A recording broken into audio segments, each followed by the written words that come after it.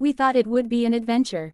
Just a simple hike, a few nights camping deep in the forest, the kind of trip people dream about when they want to escape city life. But what started as a thrill quickly turned into something none of us could have imagined. We were warned by locals, of course. Don't go past the old ridge, they said. The forest isn't just trees out there, it's something else. We laughed it off at the time, chalking it up to small-town superstition.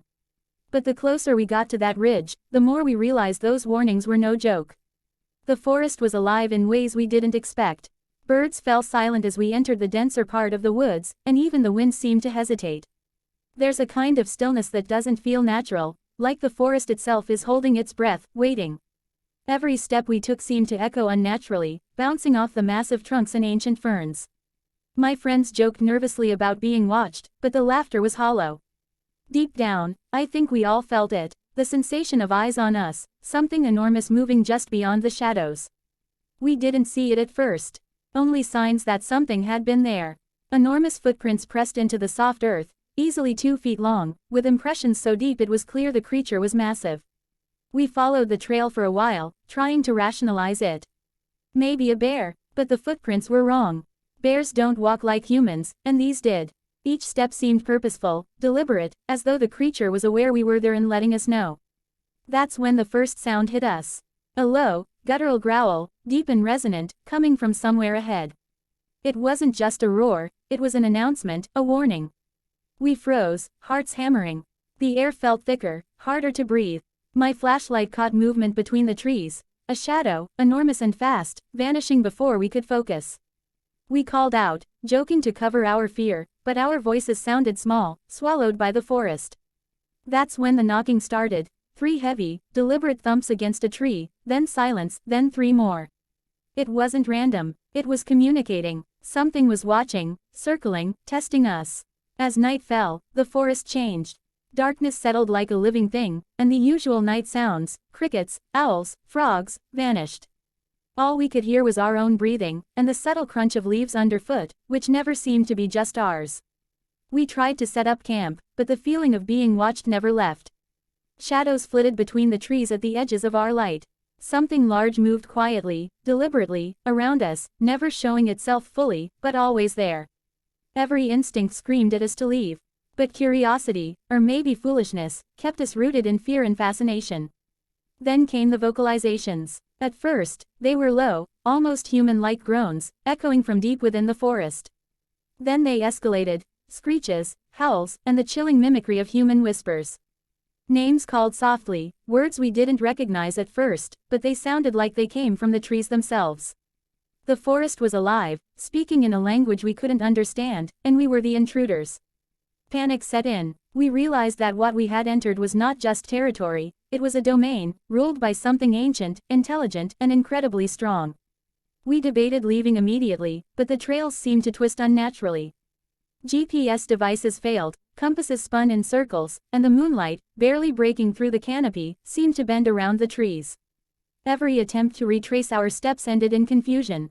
It was as if the forest itself was guiding us deeper, keeping us exactly where it wanted. That's when we saw it, only for a second. A silhouette, massive and covered in thick, dark hair, towering over the underbrush. Eyes that reflected the faint light, intelligent and cold. It didn't run or attack, it simply observed, calculating, asserting dominance. We were intruders, and we knew it. The next hours were a blur. Every time we thought we were making progress, we would stumble upon more footprints, enormous scratches on tree trunks, and disturbed brush that suggested the creature had been closer than we realized.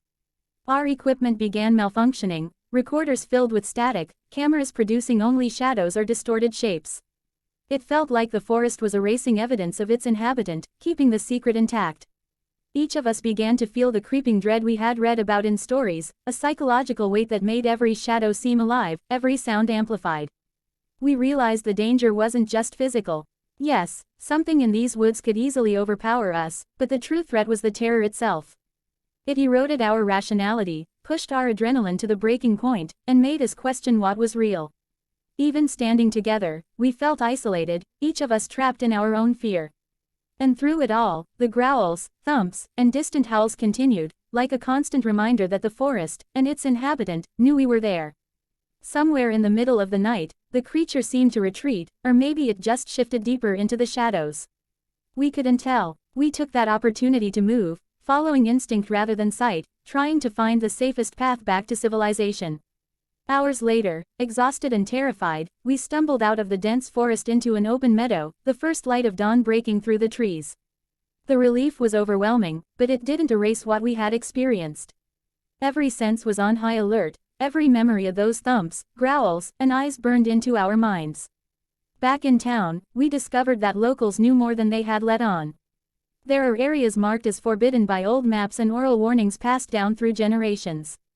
Stories told of people who had ventured too far and never returned. Pets and livestock disappeared, campers reported torn tents and stolen food, and the whispers of an ancient guardian of the forest persisted. It became clear that the creature was not merely surviving in the wilderness, it was actively protecting its territory, keeping humans at bay. We tried to rationalize it in scientific terms. Perhaps it was a new primate species, incredibly elusive and intelligent, perfectly adapted to the remote forest. Perhaps it had behaviors designed to confuse and intimidate humans. But the experiences we had went beyond biology or ecology, they felt deliberate, almost personal. It was as if the creature understood intrusion, and had the ability to manipulate fear itself, turning the forest into a psychological trap. Even now, weeks later, the memories linger. In quiet moments, I swear I can hear the faint knock of a tree, or see movement in the corner of my eye. It's a reminder that the forest is not just trees and wildlife, it's a domain, and its master is patient, intelligent, and ancient. The experience left a permanent mark on us, a story of curiosity, recklessness, and survival that we will never forget. We learned the hard way that some warnings are real, some boundaries are sacred, and some territories are not meant to be crossed. Bigfoot is more than a legend, he is a guardian of the unseen, a creature that blends myth and reality so seamlessly that only those who dare to enter can witness it. And if you ever think about venturing into those woods, take heed. The forest watches, and the consequences of intrusion are not just physical, they reach deep into your mind, your instincts, your very sense of reality. The forest continues to hide its secrets, and the stories will continue to circulate, drawing thrill seekers, skeptics, and adventurers into the unknown. But those who have entered Bigfoot's territory know the truth. The experience is unforgettable, terrifying, and humbling. There is no glory in intrusion, only the raw, unfiltered presence of something primal and intelligent, something that belongs to the forest in a way humans never will. For those who think curiosity will protect them, who believe they can conquer the wilderness with technology and bravado, remember this: some legends are warnings. Some myths are alive, and some forests are home to creatures that do not forgive intrusion.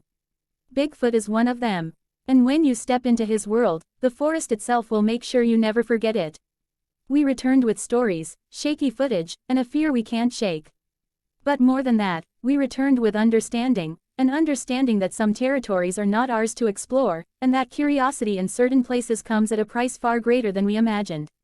The forest keeps its secrets for a reason, and Bigfoot is the ultimate reminder that the wild is alive, intelligent, and terrifyingly aware of those who dare to enter.